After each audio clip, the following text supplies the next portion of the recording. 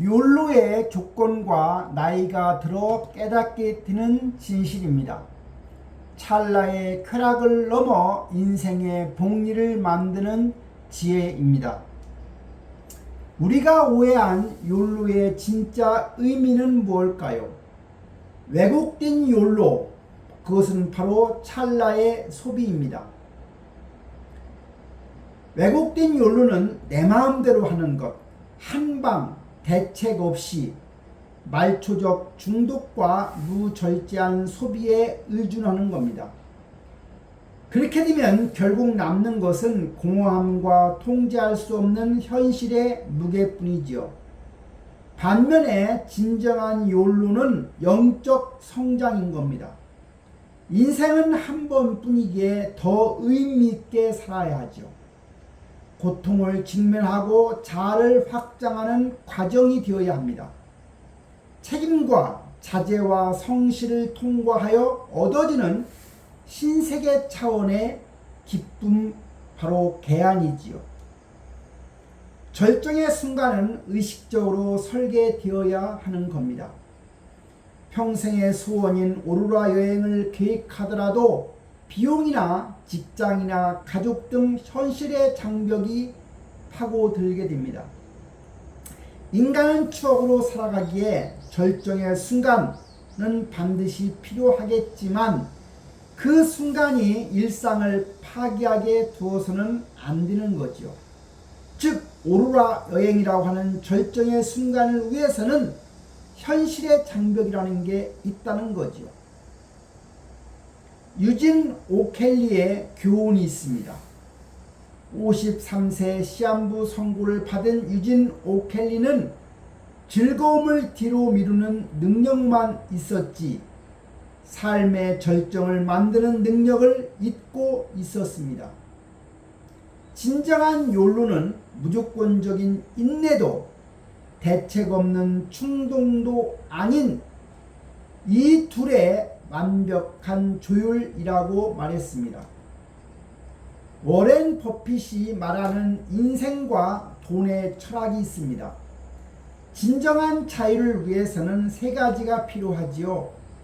즉 현실 감각이라는 바탕 위에 내면의 태도라고 하는 마인셋, 안전 마진이라고 하는 디펜스, 가치 투자라고 하는 그로스입니다. 여기서 마인드셋에 해당하는 것은 첫째가 감사입니다. 하루 5분 감사일기로 과거와 비교해 누리는 행운을 인지하는 겁니다. 둘째는 집중하는 겁니다. 가장 중요한 5가지에 집중하고 나머지 20가지는 철저히 버리는 겁니다. 세 번째는 환원입니다. 나의 성공은 사회 인프라 덕분이므로 기부를 통해 겸손을 유지하는 거지요. 두 번째는 디펜스 안전 마진입니다. 바로 첫 번째는 저축입니다. 습관적으로 수입의 50%는 저축하는 겁니다. 현금입니다. 원금을 잃지 않고 불황을 견딜 충분한 현금 자산을 보유하는 겁니다. 세 번째는 무부채입니다. 신용카드와 이자를 갚기 위한 삶을 피하는 거지요. 세 번째는 그로스, 가치 투자입니다. 자기 투자지요. 세금 없는 최고의 투자, 자신을 가치 있게 만드는 일일 겁니다. 두 번째는 가치의 발견입니다. 네트워크와 공부를 통해 싼 값에 높은 가치를 알아보는 거고요. 세 번째는 독서입니다. 무지로 인한 리스크를 피하고 지식을 복리로 쌓는 일이지요. 성공과 평범함을 기르는 기준, 바로 버릴 줄 아는 지혜입니다. 버핏이 전용 헬기 조종사에게 건넨 조언이 있습니다. 인생에서 하고 싶은 25가지를 적어봐라. 그리고 가장 중요한 5가지를 선택하라. 조종사는 나머지 20가지도 틈틈이 하겠다고 답했습니다. 하지만 버핏의 대답은 단호했습니다. 5가지를 이루기 전까지 나머지 20가지는 당신의 인생을 방해하는 가장 위험한 일이라고. 그래서 진정한 집중은 포기해서 완성된다고 말했던 거죠. 원금을 잃지 않는 삶의 방패입니다. 저축과 지출의 공식이죠. 수입의 50%를 저축하고 지출은 25%로 엄격히 통제해야 합니다. 이것이 불을 쌓는 가장 기초적인 습관이라고 합니다. 현금이라는 안전판이 필요하지요. 불황에도 무너지지 않는 이유는 손안에 쥔 충분한 현금 자산. 버핏의 경우는 항상 20조 원을 가지고 있었다고 합니다. 즉 현금이 곧 안전 마진 역할을 했던 거지요. 세 번째는 부채 늪입니다. 대출 이자를 갚기 위해서 일하지는 말아야 합니다. 특히 신용카드는 없애고 부동산 구매 시에는 대출은 30%를 넘지 않아야 한다고 조언합니다. 리스크를 없애는 가장 완벽한 투자가 있죠. 자신에 대한 투자는 세금도 없다고 합니다. 리스크는 자신이 무엇을 하는지 모를 때 발생한다고 하네요. 버핏이 하루에 600 내지 1000페이지의 독서를 통해서 통찰력을 길렀듯이 지식은 이자가 복리로 붙으며 인생에서 가장 강력하고 안전한 무기라고 말하고 있습니다. 돈의 철학을 넘어 삶의 진실로 올바른 태도와 경제적 안정이 욜로의 조건이라면 나이 들어 겪게 되는 수많은 시행착오와 깨달음은 우리의 인생을 비로소 완성시켜줍니다. 지형 현실에 맞춰 지도 계획을 수정해 나가는 지혜의 여정을 시작해야 하는 거지요. 나이 들어서 비로소 깨닫게 되는 진실들이 있습니다. 첫째는 나를 향한 용기입니다. 두려움이 만든 감옥을 부수는 일이고요. 두 번째는 관계 역설입니다. 완벽한 환상을 버리고 진실을 마주하는 겁니다. 세 번째는 시간과 실현입니다. 방황을 기꺼이 모험으로 바꾸는 태도인 거지요. 가장 튼튼한 감옥은 우리 스스로가 만듭니다. 책임의 무게입니다. 나에게 일어난 일의 대부분은 나에게 책임이 있습니다. 환경 탓은 고통의 연장일 뿐 나를 구원하는 것은 오직 나 자신인 겁니다. 행동입니다. 미래의 나지요. 말이나 생각이 아닌 지금 반복하는 행동이 곧 나의 미래이지요. 10번의 변명거리를 찾느니 한 번의 모험을 시작해야 합니다. 변명과 자기 기만입니다.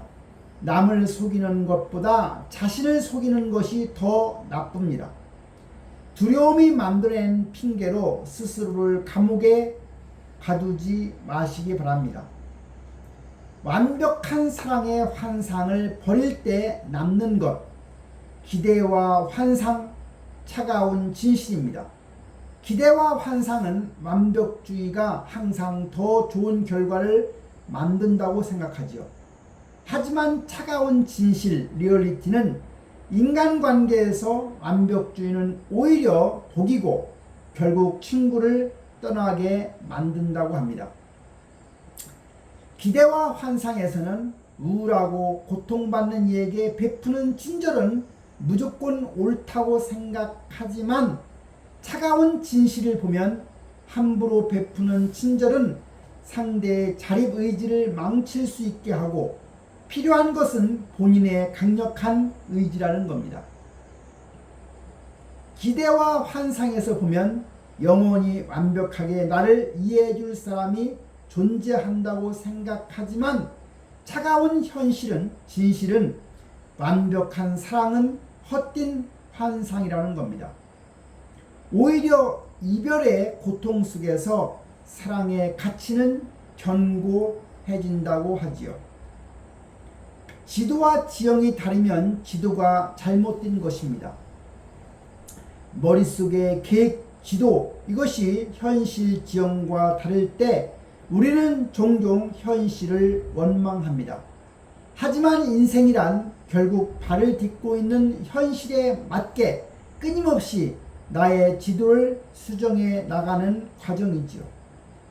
방황의 재해석입니다. 영혼은 방황할지라도 여러 갈래 길에서 잠시 경로를 이탈하는 것은 어쩌면 실패가 아닌 행복한 모험일 수가 있습니다. 불필요한 두려움입니다. 일어나지도 않는 일, 전쟁이나 실패나 질병 등에 대한 두려움이 현재의 진정한 기쁨을 방해하도록 두지 말아야 합니다. 시련을 대처하는 방식이 삶의 모습을 결정한다고 합니다. 시련은 사랑이라는 윤활유, 즉 고난 가득한 세상을 살아가볼 만하게 만들고 모든 시련을 극복하게 하는 유일한 강력한 힘이죠. 사랑과 용서입니다. 시간의 인내이죠. 나쁜 일에 빠지는 것은 순식간이지만 거기서 벗어나고 좋은 결과를 얻는 데에는 반드시 긴 시간과 인내가 필요하다고 합니다. 선택 초이스입니다. 용서라는 선물이지요. 용서는 타인을 위한 체념이 아닌 겁니다. 원망을 버리고 변화를 향해 나아가는 나 자신에게 주는 가장 적극적인 의지이자 선물인 겁니다. 인생의 마지막 의무는 아름다운 노년을 준비하는 것입니다. 세상에 실망할 수는 있지만 지나치게 심각하게 살 필요는 없습니다. 노년의 상실감과 고독을 타인에게 기대지 않고 스스로의 품위와 의지로 견뎌내며 어떤 부조리와 절망 속에서도 웃을 수 있는 용기를 발휘해야 합니다. 그것이 우리가 삶에서 마지막으로 용감해질 수 있는 기회인 겁니다. 진정한 윤리란 무엇인가요? 현재의 찰나적 쾌락에 나를 무책임하게 던지는 것이 아니라 미래의 나에게 떳떳할 수 있도록 오늘의 책임을 다하고 스스로 끊임없이 성장하며 마침내 찾아오는 노년을 아름답고 품위 있게 맞이하는 것입니다. You only live once의 욜로. 인생은 오직 한 번뿐이기에 우리는 끊임없이 성장하고 발전해야 하는 거지요.